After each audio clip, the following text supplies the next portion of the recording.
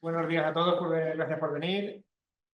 Presentamos la segunda parte del evento, que consiste en una mesa redonda sobre energía y medio ambiente, soluciones innovadoras para una transición energética sostenible.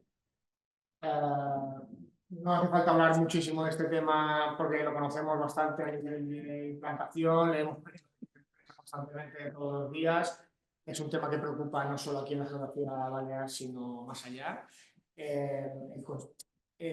Centrado básicamente en lo que es el cambio climático en general, la escasez de recursos, las necesidades de reducir emisiones.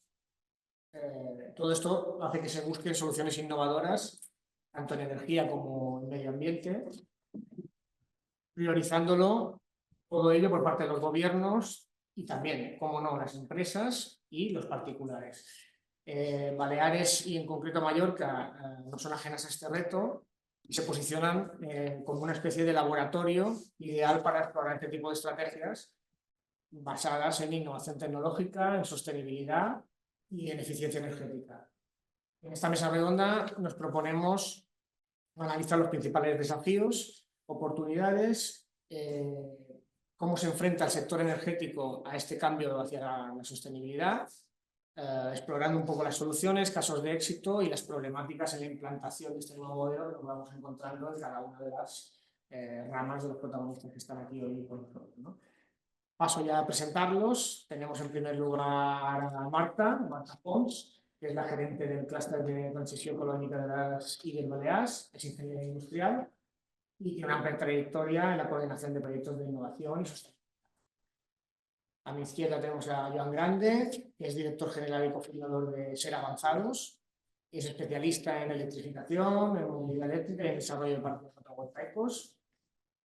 Y ahí al fondo tenemos a Carlos Alonso, que es experto en cambio climático e innovación tecnológica, con una destacada carrera en el desarrollo de sistemas de alerta temprana para la detección de fenómenos meteorológicos extremos. Vamos a dividir inicialmente en tres bloques para comentar un poco la participación y que se vayan interrumpiendo e interviniendo, aunque va a haber preguntas dirigidas para por lo menos iniciar el debate. Y nos vamos a arrancar con el primero de ellos, que es el bloque de los retos actuales de la transición energética en Mallorca. Analizaremos un poco cómo Mallorca afronta estos desafíos, sobre todo en el camino hacia la descarbonización y la eficiencia energética. Empezaremos por ti, Marta, si te parece. Desde tu experiencia en el clúster de transición ecológica, ¿cuál consideras que es el principal desafío que tiene Mallorca a nivel de transición energética en este camino hacia ese nuevo modelo? Pues muchas gracias por invitarme y gracias a por venir. Claro, si me tengo que quedar con un solo reto es muy difícil. La transición energética abarca muchas tecnologías, muchos ámbitos. Hasta este momento, el principal reclamo del sector era que la sostenibilidad y la transición ecológica nos venía dado desde Europa, ¿no? Desde objetivos ambientales del Clean Energy o el Green Deal. Pero en Baleares básicamente teníamos la ley de cambio climático que establecía sí unos objetivos, pero no se había traducido en un plan estratégico, ¿no? No había una estrategia de decir en 2030 queremos estar aquí o allí. Ahora por fin se ha empezado a presentar el borrador del plan a nivel de todas las islas y empezamos a tener más o menos una estructura de lo que debería ser esa hoja de ruta, ¿no? En Mallorca, ¿qué nos faltará? Territorio, nos faltará acabar de bajar esos objetivos que tenemos en las tres islas a nuestro territorio. Tenemos un territorio limitado, no os voy a volver a contar esta etapa, pero tenemos que ordenar dónde queremos hacer qué tecnologías y cuánto y a qué ritmo, ¿no? Y después otro desafío que tendremos en Mallorca es, hasta el momento teníamos los fondos Next Generation con el que se habían podido incentivar el desarrollo, pero a partir de ahora, ¿cómo vamos a financiar esa transición energética, ¿no? Es un poco esa visión de hacia dónde queremos ir y cómo queremos hacerlo. Creo que es importante que lo hagamos como territorio desde cada una de las islas. De acuerdo. Pasamos contigo ahora, Joan, si te parece. ¿Podéis también hacer alguna interpelación o queréis aportar algún detalle de vuestro punto de vista? Aparte de que preguntemos a lo que vayan diciendo los demás contertulios, adelante, porque así comentamos un poquito. Como especialista en electrificación y autoconsumo, ¿qué barreras técnicas y regulatorias, también acaba de comentar, enfrentan a las empresas y particulares para adoptar las energías renovables de manera eficiente y generalizada? De hecho, las barreras tecnológicas realmente como tales dichas no hay muchas, ¿vale? Lo que pasa es que a veces hay mucho desconocimiento de cómo se puede acceder a las tecnologías. Porque, de hecho, la legislación, que normalmente es uno de los grandes problemas para seguir avanzando, ¿vale?, es bastante favorecedora de dos tecnologías principales en electrificación, que es, Europa está apostando mucho, que es el desarrollo del autoconsumo. No hablamos de grandes plantas, hablamos de autoconsumo, cubiertas industriales o de viviendas, y después la movilidad eléctrica. Ambas tienen una barrera de entrada económica que yo creo que al final es un poco el principal problema, más que técnica, porque son tecnologías más que maduras, estables, con costes relativamente bajos, y al final es un poco la parte de poder acceder, tener conocimiento de que existen, de que no están lejos de nuestro alcance, porque muchas veces pasa que esto es para otros, esto no es para mí, la rentabilidad a lo mejor no es la que yo deseaba. Todas estas barreras se tienen que reducir, se tienen que minimizar porque realmente no existen, ¿vale? Son muy rentables desde el punto de vista de rentabilidad económica, que muchas veces al final se tiene que mezclar con la parte de ser muy verde y muy sostenible y en una electrificación de la economía, que al final electrificar la economía significa descarbonizarla parcialmente, porque después también tenemos que ver cómo producimos electricidad, ¿no? Porque después estoy haciendo trampa en la solitaria.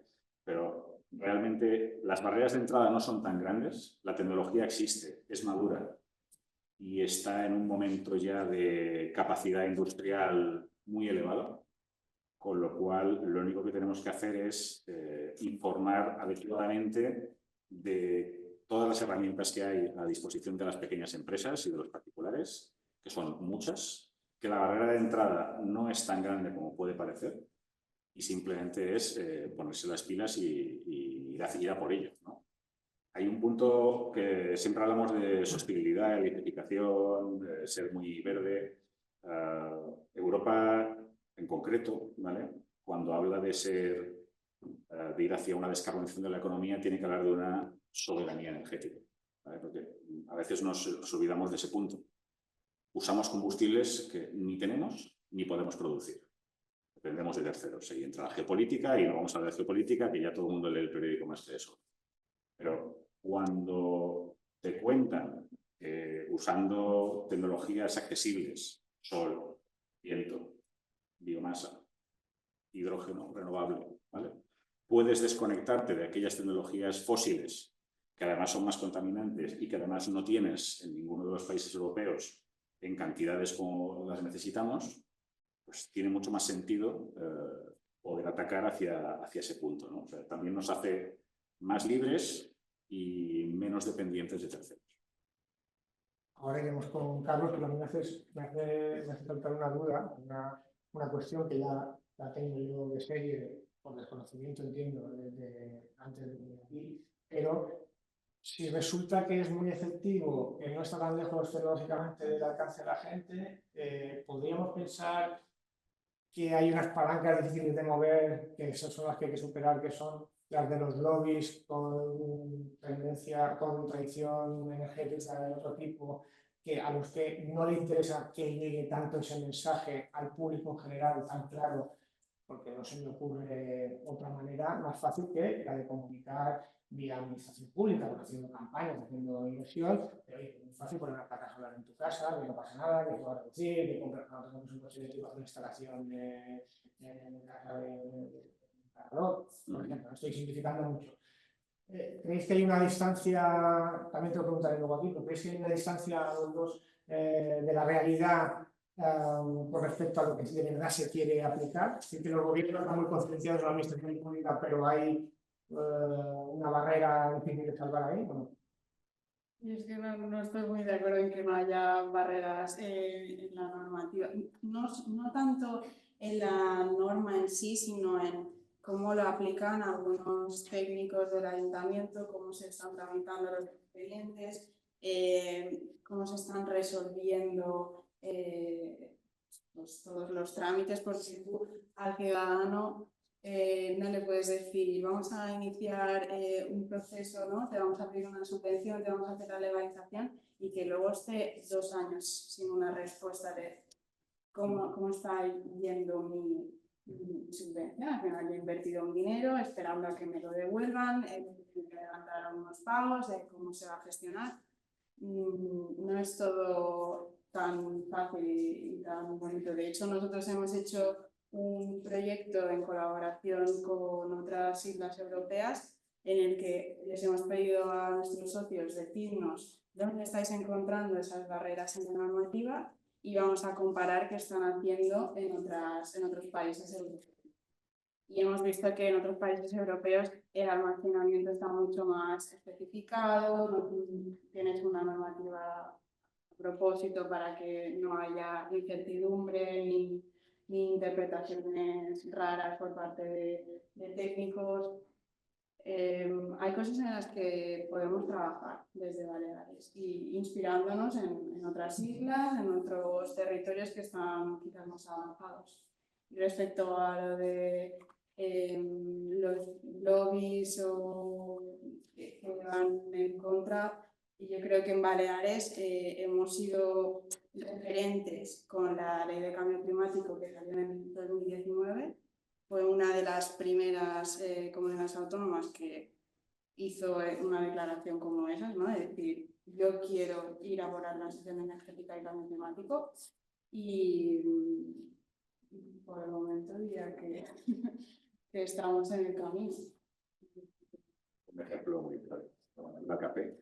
¿Vale? La normativa café obligaba a todos los fabricantes de coches a que la media de las emisiones en todo el año 25 fuera de 92 o 96 gramos por kilómetro.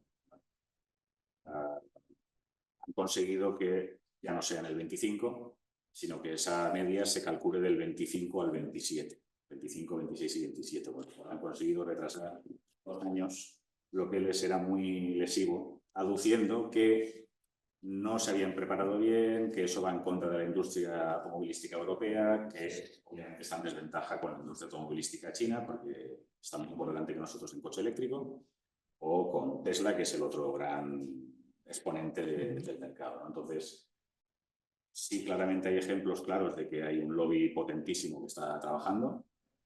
Hay un momento de cambio de una industria que funcionaba de una manera y ha dejado de funcionar así. Y lo que vamos a ir viendo es que se crean nuevos gigantes, siempre que hay un cambio industrial, y van a caer los gigantes que conocíamos hasta la fecha. Bueno, obviamente hay resistencias, pero como en todo gran cambio, porque el cambio es de calado, quiere decir, no es lo mismo un coche de combustión que un eléctrico, no tiene nada que ver ni cómo se fabrican, ni cómo se diseñan, ni nada. Entonces, Europa no ha apretado en ese sentido, o los fabricantes europeos no han apretado en ese sentido, y recuperar 10 años de desventaja es muy difícil. Yo creo que más allá de la pregunta, yo creo que lo que dices tú es que estoy de acuerdo, es así, pero son diferentes, vamos, que ponen palos en la rueda diferentes. Estamos en la era de la desinformación, intencionada o no, pero depende, pero ya no sabes si es intencionado o no, o es gente que, bueno, porque por sus creencias lo lleva todo a un tema de creencia, ¿no? Yo sé, puedo saber lo mismo que otro, o sea, que el dato de valor o la fiabilidad de un dato es muy difícil hoy en día, así como se produce la comunicación, saber si lo que viene es verdad o no. Sobre todo para los que estamos más metidos en el entorno, todos queremos saber, ¿no? O sabemos más o menos que la tecnología está preparada, que es fiable, etcétera, y luego viene la parte normativa. El lobby aplica en los dos lados, ¿no? La parte de información y la parte normativa. Entonces, yo creo que a nivel A nivel de normativa, yo creo que si nos ponemos una perspectiva global o de lejos, sí que ha habido cambios, ¿no? En temas de cambio climático, que al menos ahora estoy un poco más desconectado, pero bueno, te conocía un poco más, sí que ha habido grandes políticas que han ido generando esta inercia para que haya cambios. Luego es verdad que los lobbies consiguen que en vez del 25 sea la media 27, que la referencia en vez de 90 sea la de un tal, pero creo que si nos ponemos, para no ser injustos con nosotros mismos también, si nos ponemos una perspectiva de lejos, creo que estamos en mejor. Hace 20 años, con las emisiones en Baleares, pues digamos, las centrales de carbón y tal, parecía imposible que hacer una transición y se va consiguiendo con la dificultad que sigue siendo ser una isla, y no va a ser siempre. Bueno, Europa en general, como reguladora. Es decir, pensamos que estamos, es verdad que en Europa tenemos un modelo muy europecentrista, ¿vale? Somos muy innovadores y hemos perdido esa capacidad, ¿vale? Si tú miras China, el mercado automovilístico China son entre el 50 y el 60% de todos los vehículos nuevos que se venden en China cada mes son eléctricos puros. En Europa no llegamos al 20%. Dato que mata el relato. Al final hemos perdido la capacidad de... Estamos impulsando, somos innovadores en el cambio hacia el verde, ¿no? Estamos en la cola. Y aún así tenemos la sensación de que somos tremendamente activos. Quizás sí que fuimos innovadores al origen, ¿no? Los primeros en poner sobre la mesa algo, que es verdad que luego somos lentos. Somos muy lentos y nos adelantan por todo. Regulamos muchísimo, ¿vale? Entonces es una cosa que se ha pedido, que no quiere decir lo que decía antes ella, ¿no? No quiere decir hacerlo de cualquier manera, pero tal vez hacerlo más rápido. Y aquí entran temas sociales, entran temas políticos, entran temas regulatorios, ¿no? Es muy complicado esto.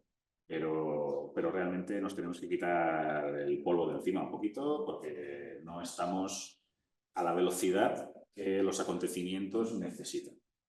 Y nos puede volver a pasar lo que comentabas antes, que hay dependencia energética actual de otros puntos. De hecho, podemos tener una transición energética hacia, entre comillas, energías renovables, ¿verdad?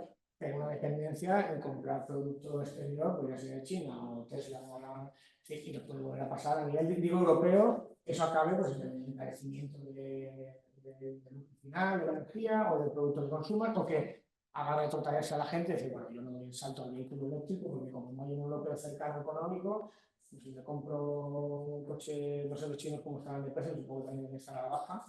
De hecho, los coches más económicos, de hecho los chinos han llegado al punto en el que pueden fabricar del coche más lujoso, al nivel de BMW, Audi y Mercedes, al coche más barato.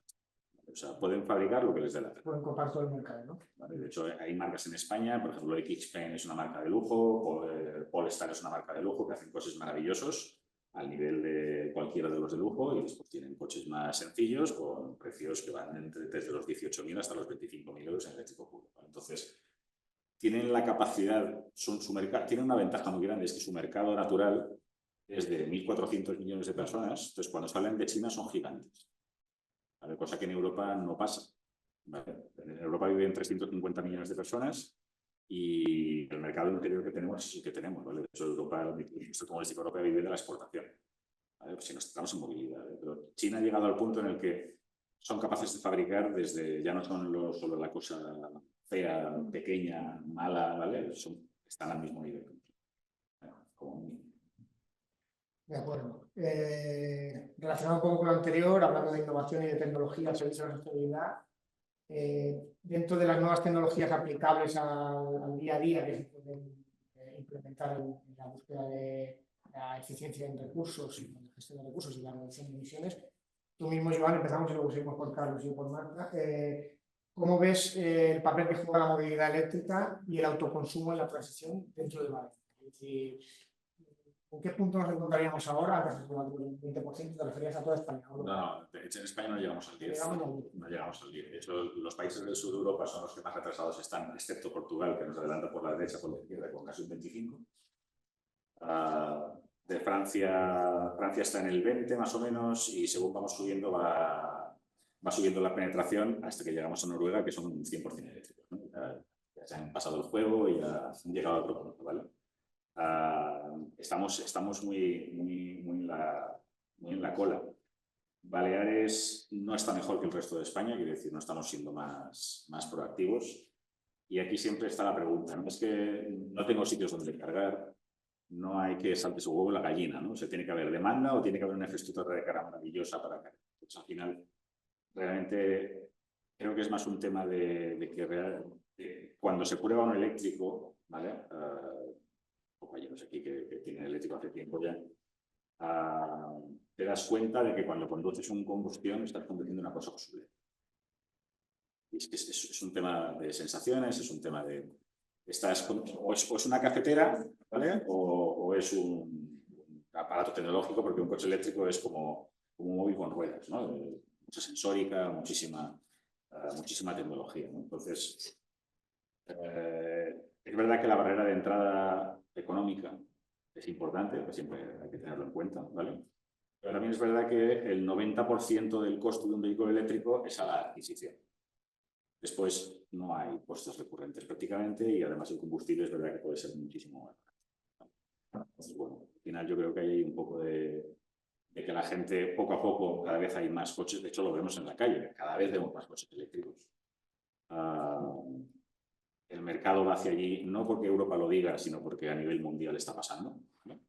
Con lo cual cada vez vamos a ver más penetración y en Baleares, en concreto en España, se interrumpieron abruptamente las ayudas que había en la compra de vehículo eléctrico. Ocuparon el decreto Omnibus, maravilloso, ¿no? Y dentro de ese decreto Omnibus, entre otras muchas cosas, estaba la prórroga de las ayudas de vehículo eléctrico hasta junio del 25. Y el gobierno, 3 meses después, todavía no lo ha rescatado, aunque la ministra ha dicho que lo van a activar con efecto retroactivo, pero...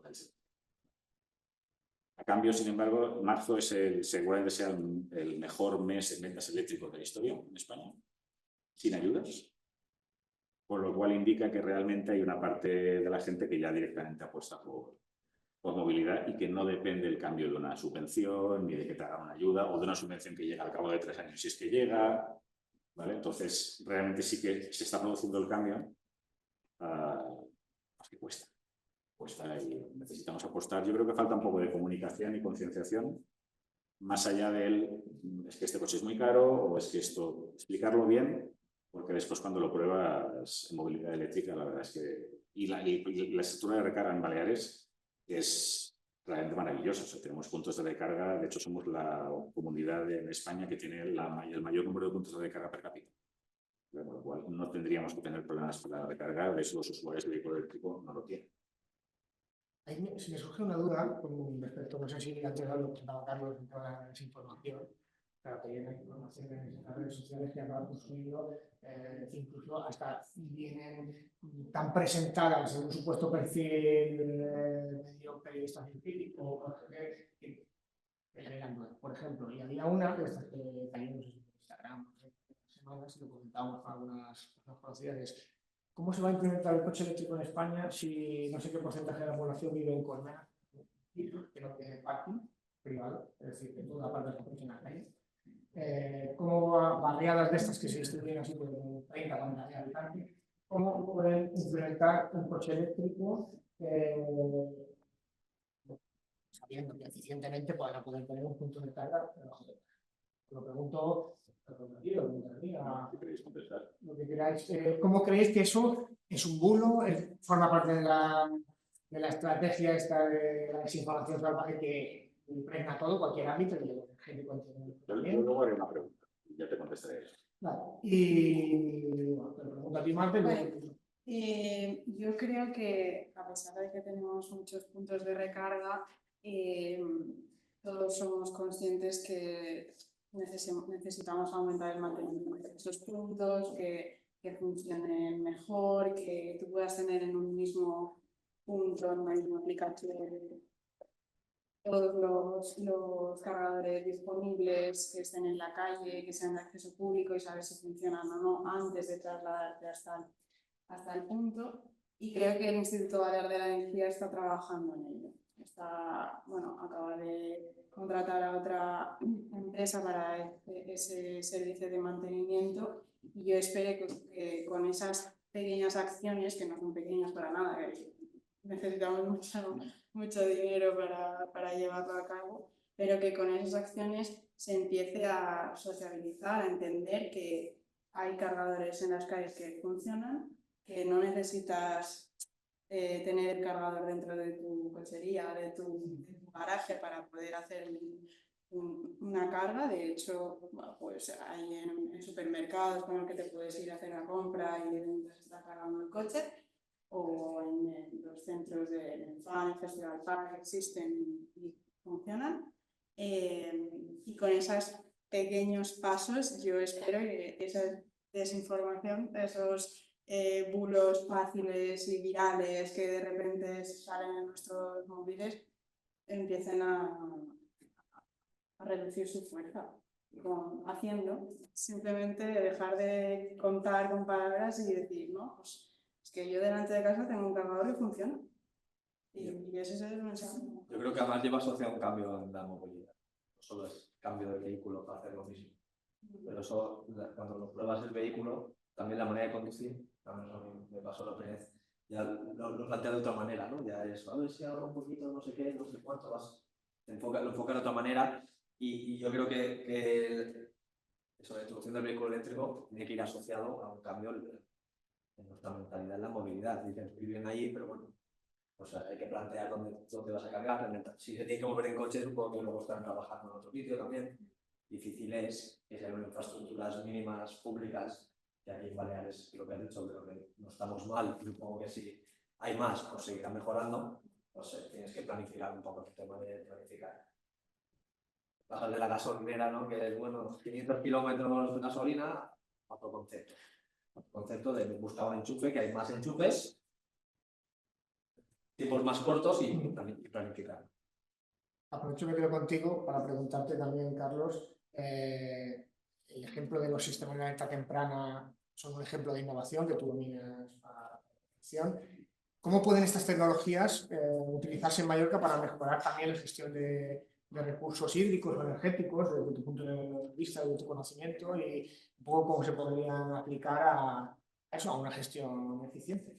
Cambio un poquito de enfoque, pero bueno, al final creo que también va muy relacionado. Nosotros intentamos ser pesados, que lo importante es generar datos con valor, datos basados en conocimiento que te permita actuar. Si hablamos del sistema de alerta temprana de lo nuestro, que son fenómenos meteorológicos, pues tener la información de lo que está pasando y de lo que va a pasar para poder actuar. A nivel de recursos, energía, agua, pues un poco lo mismo, ¿no? Vamos a tener buena información de qué necesidades hay, de cómo está el recurso, el agua. Pues generamos datos de valor con sensórica o sin sensórica y luego generamos algoritmos de predicción para intentar adelantarlo. Pues en Baleares, pues el tema de recursos hídricos es claro. Se puede tener, hay un problema, un solo ejemplo que son de pérdidas en la red o extracción de pozos. No se tiene del todo controlado cuánta agua se saca de los pozos, que es donde se saca la energía. Entonces, solo el hecho de poner un sensor, que hoy en día un sensor es relativamente fácil, pues te permite gestionar o optimizar mejor. Luego ya lo enlazas con sistemas de inteligencia artificial que en base a estos consumos te permite hacer patrones y predicciones, pues todavía ayuda un poco más, y a nivel energético un poquito también. Al final, muchas de las decisiones, yo siempre pongo un ejemplo que hace mucho tiempo que no lo uso, porque ya no hablo del tema, pero bueno, hoy va un poquito de la mano. El otro día lo puse en LinkedIn, además, que estuve cuando me dedicaba a temas de cambio climático, porque alguien que también coincidimos en aquellas épocas. Yo fui a una de las conferencias de las partes, de las COPs, famosas COPs, y fui a la 16 en Cancún. Y te apuntaste a la buena. Te apuntaste a la buena. Yo digo que solo me bañé una vez en una semana. Estuve en un resort de estos y me bañé una vez. O sea que sí, me apunté a la buena. Y claro, hablamos de información, de tomar decisiones basado en... Me acuerdo que en ese momento era el famoso 20-20-20. Y ahí se tomó la decisión de no el 20, de que España o la Unión Europea iba al 20. Y fue una decisión que yo estaba en la delegación española, nos echaron, entraron los periodistas, no me acuerdo quién era la ministra, no me acuerdo quién era. Del 20 al 30. Y fue una decisión política que para mí, como estoy muy yo con los datos, del 20 al 30 es una barbaridad. O sea, el cambio. Y fue una decisión política basada en algo, no, basada en que en el momento se dio las circunstancias ahí del entorno tal que Europa tenía que decir, pues nosotros un poco más, y pasaron al 30. Entonces, lo pongo como ejemplo de que yo mismo digo decisiones basadas en datos, pero bueno, a veces a esos niveles y ese tipo de cosas sí que, lo que yo digo, que lo tomo la perspectiva, sí que han ayudado a que se vayan dando pasitos. Y porque luego es otro tema que creo que querías comentar, ¿no? Todo eso luego llega a la población, ¿no? Y al final es una decisión individual de comprar un vehículo, realmente, que viene determinado por la información que te llega, que viene determinado por la normativa de ese vehículo o no, si tiene subvenciones, que viene determinado por una normativa europea, que viene determinada por un acuerdo en Cancún, en Kioto o en donde sea. Entonces es complicado. Sí, puede ser una serpentina de dominó, ¿no? Que a veces pueda provocar, no, precisamente, Marta, en relación a lo que comentabas antes, y un poco también esto, si lo queremos bajar a la tierra a usos o al efecto de, por ejemplo, la geografía aquí en Mallorca, ¿qué aspectos de la colaboración público-privada ves como importantísimos? Antes hablabas de cómo se puede demorar un expediente, cómo puedes tardar, que esto puede tirar para atrás a nivel de a que tomes la decisión de instalar un sistema en tu casa, de comprar un vehículo o no. ¿Qué aspectos ves claves en esta colaboración público-privada para que en el futuro se pueda llevar a cabo, pues, dar pasitos hacia esa mejora? Pues yo ahora me voy a ir en el corto plazo. Lo importante en la colaboración público-privada es que haya una voluntad de diálogo, que en principio en este gobierno lo tenemos desde el clúster con la Dirección General de aquí, con el Ministerio y con otras administraciones públicas. Estamos colaborando con ellos en audiencias públicas, dando la opinión del sector, diciendo esto no va a funcionar, esto lo tendríais que revisar, necesitamos esto para convencer a nuestros clientes, proveedores, para trabajar mejor y para que funcione. Y eso, la verdad, es que a corto es lo que hay que hacer y es a la de que funcione más o menos bien. A veces nos gustaría que nos hiciesen más caso, pero es que nosotros también pedimos mucho. Y luego, a corto, yendo un poco más por la parte de innovación, os puedo contar sobre nuestro proyecto de investigación que tenemos con la universidad, ¿no? Y es un proyecto que nosotros lo planteamos de colaboración público-privada porque en el proyecto nosotros representamos más a las empresas de energía y la universidad de la parte más científica. Y lo que estamos haciendo es investigar qué tecnologías, qué cultivos se podrían plantar debajo de las placas solares con una tecnología que se llama agrivoltaica, y lo que queremos saber es qué cultivos se pueden cultivar aquí en nuestras islas, qué productos alimentarios necesita nuestro sector turístico y qué impacto podría tener ese tipo de tecnologías en nuestro territorio. Eso me parece una fórmula casi necesaria, ¿no? De aplicar datos científicos de universidad que les interesan a las empresas, pero que quieren aterrizarlo bien, que quieren hacer los proyectos de agrivoltaica que realmente se combine el cultivo y la placa y que las dos cosas a la vez funcionen. Y bueno, ejemplos de proyectos así de innovación creo que son importantes, que tenemos algunos ejemplos en el clúster y que vamos a seguir trabajando en esa línea. Si os parece, entramos en el último bloque antes de pasar a las preguntas del público. Dentro de este círculo que intentamos cerrar esta transición energética, o en este camino hacia la transición energética, el papel de la sociedad, hemos hablado de al final es clave, ¿no? Tú puedes tener políticas que parezcan sobre el papel más o menos efectivas o más o menos productivas, pero si el ciudadano de a pie no las asume como propias, estamos mal. cómo involucrar a los ciudadanos y a las empresas en este proyecto parece que debe ser la clave. Vamos por ti, Carlos, si te parece, ¿qué papel juegan las comunidades locales en la implementación de soluciones innovadoras para la sostenibilidad? Es decir, al final, si yo tengo que considerar que en Baleares tenemos que marcar unos objetivos a X años vista, como decíais antes, si hay un plan, ¿cómo podemos hacer que se vayan ejecutando o de qué manera? Antes hablabas de los datos, al político, al empresario, oye, esta es la información real, hacia aquí se puede trabajar. ¿Cómo podemos hacer que se involucren las comunidades locales? Desde tu punto de vista, ¿cómo crees que se debería hacer? Yo soy un poco pesimista de siempre en ese punto. Creo que bueno, lo clásico, ¿no? Pues como desde pequeñitos, ¿no? Si queremos que haya un cambio de algo, pues hay que educar desde pequeño, hacer mucha pedagogía. Soy pesimista porque al final creo que los que estamos convencidos, antes lo he dicho un poco, vamos a actuar y estamos convencidos y actuamos, y venimos a estos foros y vamos a los foros y escuchamos a la gente que dice con lo que estamos alineados. Pero hay mucha gente que en estos foros, ya no entro en los que tienen su día a día súper complicado y que ni se pueden plantear hacer actuaciones, que ni se pueden plantear comprar un coche o cambiar el coche de hace 50 años. Ya no hablamos de eso, sino luego hablamos de la gente que, aún pudiéndolo, nunca la vas a convencer.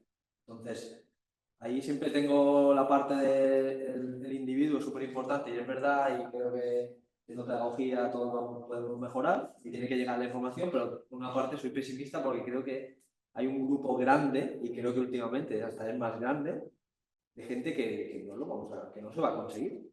Entonces ahí creo que es primordial involucrar tiene que llegar la información, involucrarlo y eso, pero hay una parte que creo que apalanca, creo que no, y creo que ahí sí que es la importancia de que haya mecanismos, de que las normas obliguen, ¿no? Es la conjunción. Los que estamos más convencidos, pues lo iremos haciendo, compraremos un vehículo, seremos los primeros, ¿no? Pero yo conozco gente que dice, no, que al final emiten menos, porque es que luego lo enchufo y se justifican en eso. Y eso no los vas a convencer. Es que no los vas a convencer. Por eso Hay un parece... informe de las placas solares que realmente consumen más cuando por la fábrica y no les vas a convencer. Entonces... Por eso parece imprescindible, no sé qué opináis todos también, que las administraciones y se legisle de tal manera que acaben imponiéndose, basadas en criterios científicos, la adaptación, o sea, que se adopten esas medidas, un calendario flexible para la población, pero a partir de un punto determinado inflexible, es decir, que dejes de poder llevar un determinado coche a partir de cierta edad, o sea, a partir de cierto año, que tengas que transformar tu vivienda en los próximos 15 años de periodo en una vivienda sostenible energéticamente. Digo yo, ¿no? O sea, por aquí podríamos ir, Marta, ¿cómo lo ves? Bueno, es una pena. ¿Eres pesimista tú también? Más o menos. Yo creo mucho en las nuevas generaciones, y además mis sobrinos, primos son los más concienciados en recicla bien, vamos a ir caminando. Parece que apuntan maneras, pero sería una pena llegar al punto de ponerlo por obligación, porque normalmente este tipo de estrategias no encajan bien, siempre crean resistencia social, pero es verdad que habrá que llegar a un punto que sea necesario. Yo soy más creyente de los incentivos, de que la gente se apunte, aunque sea por ir de listillo o por beneficiarse de las oportunidades, que no de la imposición de por sí, ¿no? O frontal. Para acompañar todo eso, a pesar de que los que venimos a los foros somos siempre los mismos y tal, creo que es importante que haya oficinas de puntos donde... Sí, no, pero que es importante que haya algo que esté siempre, que tú puedas acceder y ir a preguntar sobre tu tarifa, como las oficinas de transición energética, o sobre cómo aprovechar el kit digital, el kit de no sé qué, que haya algo constante para que si tú no tienes tiempo de ir a ese evento ese día con esa gente, pues tengas a alguien cercano para que te explique las cosas de una manera que lo puedas entender. y esa labor es importante. Joan, pesimista, optimista. Optimista siempre, siempre. Por supuesto. No, mira, al final la pregunta es el reflejo de Europa. ¿Vale? Europa regula. Y todo lo que es impuesto no es socialmente aceptado normalmente. Entonces, claro, si vamos siempre a base de imposición, ahora usted tiene que hacer esto porque yo lo mando. Ahora usted tiene que hacer esto porque yo lo mando. Esto siempre crea rechazo. Pues ahora, porque tú lo mandas, no lo voy. Porque somos así, ¿vale? Además, resistencia al cambio, ¿vale? Podemos hacer lo que quieras, pero a falta de regulación no podemos avanzar constantemente. Puede ayudar. Yo, respecto del sector público, una de las cosas principales creo que tendría que ser o funcionar como un facilitador, ¿vale? Al final, más allá de la regulación, cuando una regulación sale, cuando unas ayudas salen, tiene que haber un criterio de sostenibilidad de ese proceso, no tiene que haber atascos administrativos, ¿vale? Que si tú haces una tramitación, no puede tardar 7 meses más de lo que te habían dicho, ¿vale? Tiene que haber un criterio en el cual ellos faciliten aquella regulación o aquellas ayudas o aquella normativa que están haciendo, que eso fluya de forma que el ciudadano o la empresa privada tenga un incentivo o no tenga una desincentivación. Porque muchas veces nos pensamos que es que no hay gente dispuesta a hacer inversiones o a tirar adelante, sino que a veces es un... Claro, voy a meter en esto, va a estar 1 año y medio, después las subvenciones, después Hacienda me pegará al palo porque resulta que las subvenciones no tenen fluxos. Así de claro. ¿Vale? Entonces, esa parte yo creo que sí que es importante porque realmente sí hay gente, sí hay empresas que quieren hacer cosas. Lo que pasa es que a veces la traba no es administrativa en el sentido regulatorio, sino que es por agotamiento. ¿Vale? De hecho, existe el silencio administrativo. Esto no debería de existir. No puedo. Silencio administrativo positivo o negativo según mi interés. Tiene que haber una resolución, ha habido unas ayudas para autoconsumo que son las PTI, que han pasado de contestar en 15 días al principio, que había pocas, a 3 meses. ¿Vale? Entonces tú estás esperando allí que quieres hacer una inversión, pero claro, si no me dan la subvención, pues no. Pues esa parte yo creo que sí que debería de... Y realmente no sé si es fácil o no, porque no conozco. Los sistemas de contratación en el sector público son muy complicados también, ¿vale? Pero sí que tendrían que trabajar en ello. Solo con no poner esa traba, creo que habría muchas cosas que saldrían mucho más rápido. Y no es hacer nada más que hacer las cosas y hacerlas en tiempo y forma. Muy bien, pues os ha quedado con el tintero que decir. ¿Queréis aportar alguna última cosa? ¿Metéis a las preguntas de...? Yo solo te voy a hacer una pregunta. Venga. ¿Tú tienes una gasolinera en tu casa? No. Entonces, ¿por qué pides que el conserve el chocolate? Me ha hecho pensar en esto, no exactamente en una pregunta que me haces, cuando me ha dicho, cuando ha comentado Carlos, el tema de que deberíamos cambiar los hábitos. Evidentemente, si tú quieres tener el coche, o sea, haces el cálculo de los kilómetros que quieres tener un cargador en tu casa, eso es, o sea, por eso todos deberíamos tener un cargador, vivamos en un sitio con o sin parking. Pero si tú te adaptas al sistema de estación tú, evidentemente no habría problema. Lo dejo con un remanente de 100 kilómetros por 50 hasta llegar al día siguiente, donde lo pueda acceder y no habría ningún. Queremos un sistema centralizado igual que la suya. Tendremos electrolineras de grandes potencias, energéticas, cargarás y giras.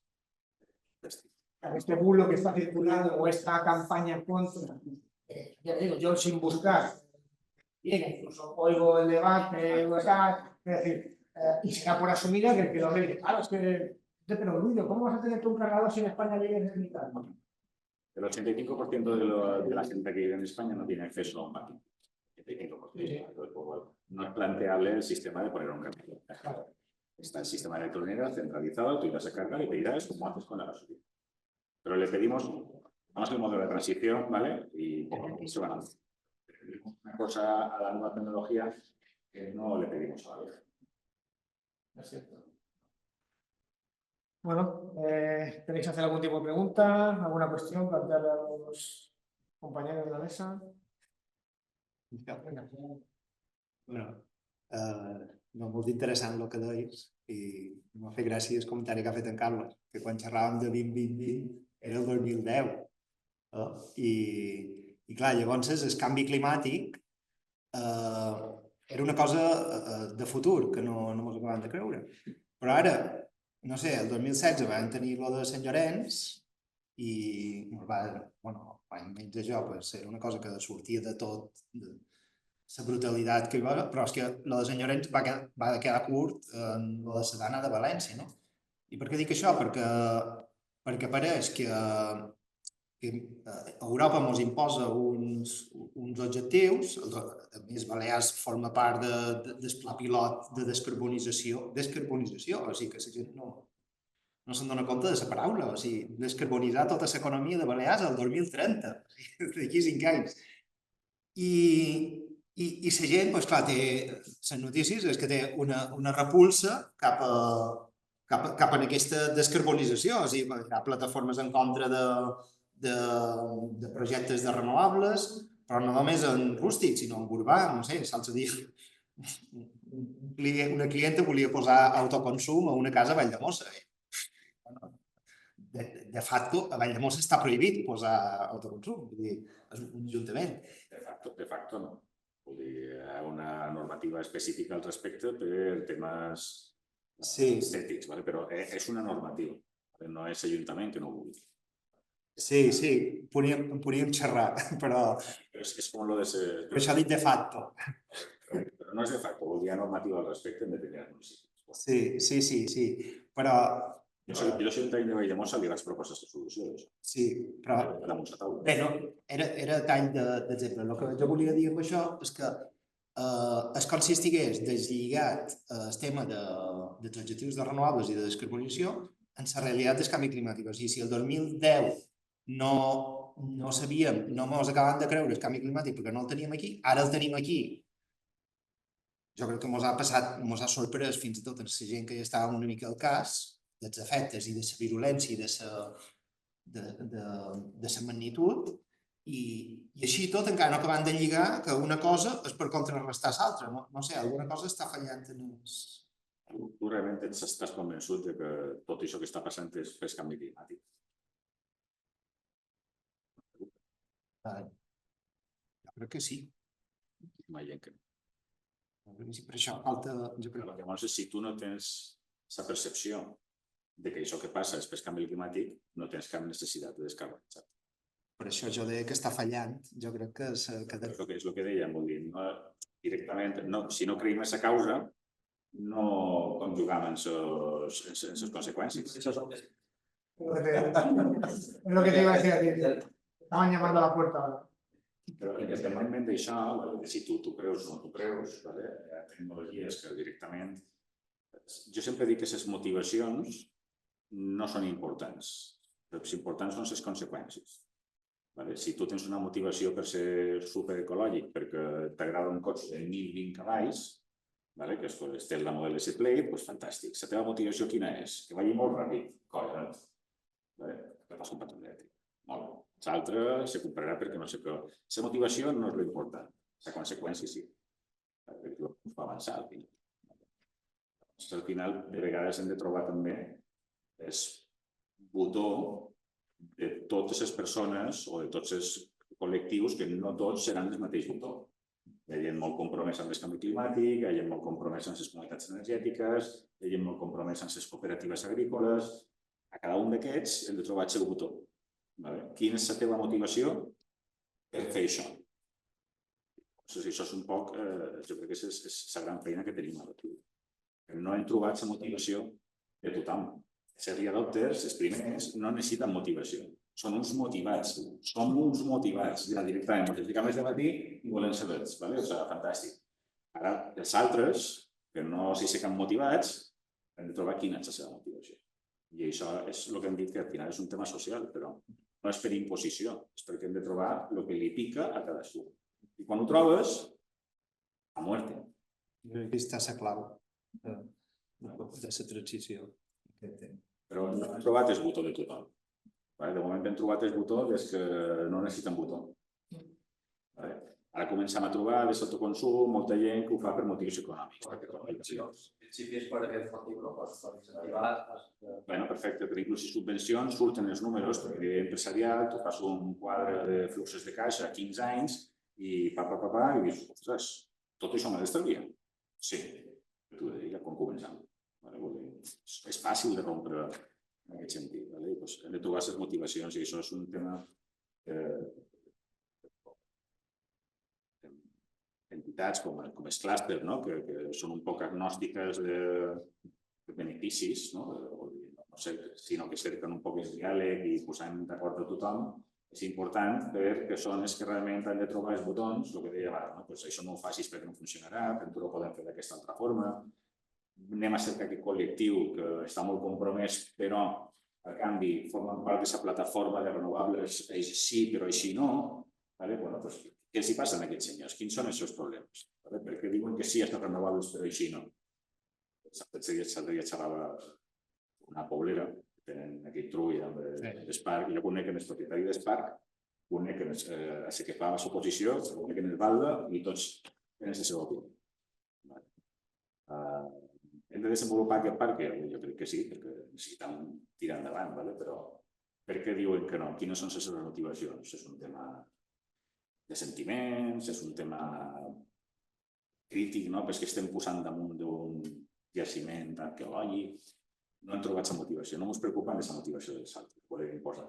Ho hem de fer així. Hay que descarbonitzar-se. No te'n putes.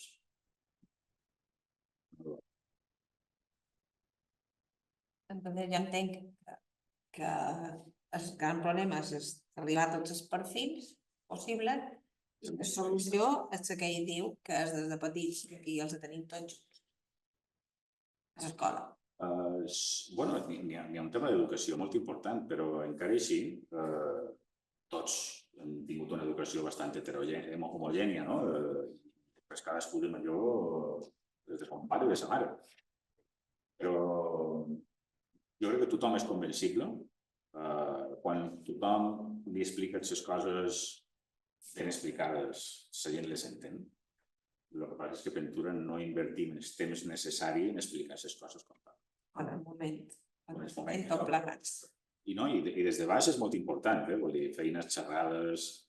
El meu fill està encantat, que jo posi plaques i tal, i desenvolupi aquesta tecnologia. Ho diu a l'escola, agafa això i tal, no sé com. Però al final ells ho veuen, com ho he dit abans, ho veuen com una cosa natural, però no són els que prenen les decisions. Són els que prenen les decisions d'aquí 20 o 30 anys, però nosaltres necessitem, no podem esperar 20 o 30 anys. Però tenim els de 14 o 20 anys que sí, que encara ens poden ajudar molt. Sí, però la campana, de moment, poblacional és així. Tenim molt joves i molt majors. I cada vegada se fa així. Per tant, a qui hem de convèncer realment? De 30 per amunt, perquè són els que ens ajuden a fer la transició ara. Els altres han de venir convençuts per no tornar enrere. Que de vegades que m'ha passat abans i dues enrere. Però realment, ara mateix necessitem de 30 per amunt, de 30 i diria 60, són els que realment prenen les decisions pel moment que estem actualment. Tenim uns objectius per 2030, que se pot lligar amb un canvi climàtic, que se pot lligar amb una sobirania energètica europea, amb el que tu s'ha de criticar que fan sempre. A Europa poden ser molt verds, Europa és un punt dins, no? Si els Estats Units, Xina i els altres no són verds. Ja, però per això tampoc no poden deixar de ser-ho. Són verds, però a la vegada després m'oblides els elèctrics. I també en part està relacionat a l'exposició que no volem, que a Europa no volem, no som positius, ells sí que imposen i fan els canvis superràpids. No debilitat que Xina, per exemple, és una autoritària, el partit que comanda. Hem de fer això. Si van a... Som carbon... Són molt pràctics. Són molt pràctics. Però, bueno, socialment en Europa ho miren d'una altra forma i necessitem trobar el punt d'harmonitzar-nos per agafar un pot de carrerilla. Que no estiguem malament, però ho podem fer millor. Alguna cosa més? Una preguntita, alguna més? Al final sempre acabes amb els duros. No sé. Quan estàs dient que ens hem d'orientar a la gent de 30 per amunt, també estem xerrant de la gent que té més capacitat adquisitiva per poder fer canvis. estem demanant a la gent que gasti uns dopers d'un vehicle elèctric de... Vale, n'hi ha de 18.000 euros. Però compara amb una petjada de l'actualitat actual, automobilístic. Compara amb un vehicle de benzina de 18.000 euros. Vale? No miris com a... PNIEC, vale? Ja preveu que n'hi ha més o menys uns 240.000 necessaris per fer el que vol fer PNIEC, vale? Que és s'estirada a nivell espanyol, vale? PNIEC, Plan Nacional Integrado d'Economia i Clima, s'estirada forta cap endavant cap a descarbonitzar l'economia. Vale? PNIEC mateix diu que el 80% de la inversió serà privada. Ja el sector públic ya le está diciendo en el sector privado, póngase las pilas, porque el dinero tiene que ser suyo. Yo no puedo hacerlo solo. Y efectivamente un punto económico importante. Pero el punto económico está resuelto en molts de casos. Números i segons quines opcions són econòmicament viables. S'ha d'explicar. Si tu ets curtplacista, el que hem dit, un cotxe elèctric, has de mirar el cost d'entrada, però després el cost de vida. El cost de la vida durant 5 anys de vehicle, però s'ho ho has d'explicar. Si no només veus que un costa 18.000, això te costa 28.000. Tu deia, però que sí, això. Vostè ha mirat que el que ve després. Són coses que a poc se poden explicar. Efectivament, el factor econòmic és important, s'ha de complir sempre, però al final, jo us he dit abans, hi ha molta gent disposta a invertir els seus dubtes en moltes coses. A Espanya s'estan invertint en renovables, s'instal·len, només de solar, s'instal·len 6.000 megawatts cada any. Cada any. Tenint en compte que cada megawatt te pot costar 600.000 euros, doncs multiplica 6.000 per 600.000 i veuràs la borrada de pasta privada al 100% que s'està invertint. I és vera, però jo poso en dubte que la motivació sigui l'ecològica. O sigui, ens podem anar a una motivació complementària que és el romanticisme eco. Però al final és economia. Sí, però el que he dit abans, vol dir, la motivació no és important per això. La conseqüència sí. El común denominador es el eco. Tanto los ecologistas como lo que mueve las decisiones, al final, hoy en día, o sea, a esta familia le puedes hablar de que aquel coche eléctrico de 10.000 euros menos, al cabo de 5 o 6 años, pero ahora mismo tengo que soltar 10.000 euros más. Està clar. Inversió, l'hem de dir inversió. Ens falta cultura financera en general, però pots saber d'un gasto. Part de l'educació i del missatge. Jo crec que és vinculada que al final... Pots saber d'un gasto o d'una inversió. L'inversió sempre implica un retorn. I el gasto implica que no hi ha retorn. Perfecte. La motivació d'aquesta gent que posa plaques solars i fotovoltaic, quina és? Un retorn de producció. Fantàstic, és un negoci. Meravellós. És que les coses han de ser... s'han de moure, vol dir, no pots gastar més del que entra. Al final, hi ha una motivació econòmica, sí. La conseqüència quina és? Que tenim 33 gigawatts de solar instal·lada que permeten que pràcticament entre la solar i l'eòlica el 60% de l'energia lliure d'Espanya sigui de procedència descarbonitzada. Les motivacions que tinguin aquesta gent, aquesta font d'inversió i coses d'aquestes, benvingudes siguin. Sí, però a part hi ha un tema de democratització que no sé fins a quin punt es té en compte. És a dir, no tothom té la capacitat econòmica per instal·lar-se plaques fotovoltaiques, que és un exemple com molt senzill. Fins i tot si hi ha subvencions, has d'adelantar els dopers. I moltes vegades no els tens, per molt que t'agradi el projecte, per molt eco que siguis. Molta gent està en aquestes plataformes de renovables que van amb un 4L contaminant més que... Saps? Perquè no tenen capacitat per tenir un altre tipus de vehicle. O viuen en una casa que té unes certes característiques que no són les millors aislamientos, etcètera. Coses petites, coses petites. Tu ara, la llei balear obliga a que tots els parcs solars de més de 5 megawatts estiguin oberts a un 20% de participació pública. És una obligació. Llavors, qualsevol parc ha d'obrir, de fet, se va servir novament una plataforma que es diu Fondim, que és la que obri a la participació. Per tant, ho podràs allà, que hi ha una sèrie de parcs solars i les inversions comencen en 500 euros. I normalment normalment són a 5 anys amb una inversió d'un retorn d'entre un 7 i un 9%. D'acord? 500 euros ja no és una barrera d'entrada tan grossa. Però 500 euros multiplicat per 10.000 persones són una putada de dubtes. Hi ha 10.000 persones que tinguin 500 euros per apadrinar, entre cometes, aquella instal·lació fotovoltaica a canvi d'un rendiment econòmic. Segur que en troben 10.000 i moltes més. I la barrera d'entrada és petita. No ens hem de centrar només amb un autoconsum, amb els 30.000 euros d'un cotxe elèctric. Les miques ajuden. Ara, per exemple, no només Fondint s'ha obert a altres projectes com són mobilitat elèctrica. Una empresa que es diu Novum, que ha demanat fer un crowdfunding al final, va guanyar el concurs de recàrrega de Sevilla i per ajudar a desenvolupar aquest projecte l'ha tret a canvi d'un 9% de rendibilitat. Doncs, bueno, fantàstic. Et donen una participació, al cap de X temps te donaran un benefici, òbviament. A més, no són 5 anys, tenen un any de carència i a partir del segon any, cada trimestre, ja te liquiden interès.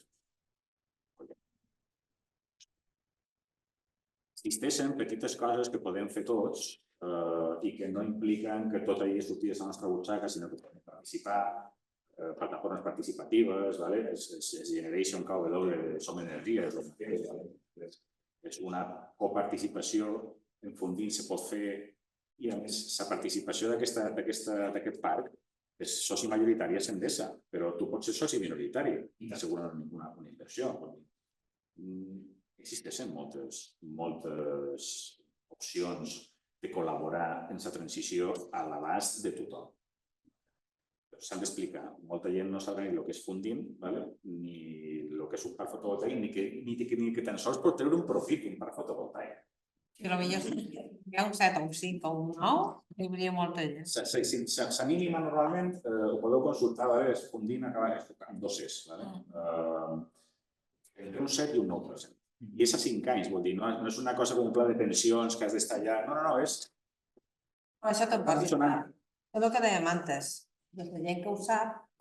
A l'aventura això et xapalanca perquè qualcú sigui un inversor descarbonitzador. Vol dir, és típic senyor de camp que té 20.000 euros i tal, tu i aquesta gent qui són, no sé què, se posa d'aquí que me torna 25.000 euros. Sap el que dona un banc? Ja te donen menys. Hi ha moltes formes de fer-ho i les palanques són infinites. La transició energètica en Europa està en desenvolupament. Se poden fer moltíssimes coses. No totes tenen que ser grans inversions. Basta temes d'eficiència energètica.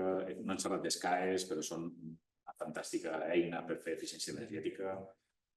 Falta molta informació de coses que estan a l'abast. Jo crec que el resum és no és tan difícil participar dins una transició energètica. I no té per què ser només amb un autoconsum o un consum. Hi ha altres eines pràcticament a l'abast de tothom. Per tant, explicar-les. Simplement. Estàs damunt la taula i hi haurà gent que digui això ja m'ho sabia. Això és el que vull dir, que moltes vegades el missatge sembla que estigui culpabilitzant a la gent perquè no estáis siendo suficientemente ecos y nos viene el cambio climático, etcétera, etcétera. Això és Europa. Això també és una pressió emocional que desincentiva, vull dir que no. Si ho combinem amb un missatge positiu com, oye, ¿quién va a poder ganar pasta con esto? Pues, amigo. Això és reflex d'Europa, el que hem dit. Tot el que ve obligat té un aspecte, una connotació negativa. Si te conviden a participar i, a més, toquen la teva tecla, ho acceptes tu, no t'obliga ningú. Ja està, ja ets un participant, ja ets un convençut. Això aniràs a la teva família, als teus amics, perquè tu diries, escolta, que jo he posat un grup aquí, te donaran, escolta, que soc millor que el banc, que te donen el 2%, perquè els bancs són uns lladres, tal, però això és típic i després el boca a orella farà més que qualsevol política d'incentiu. Nada más, pues muchas gracias.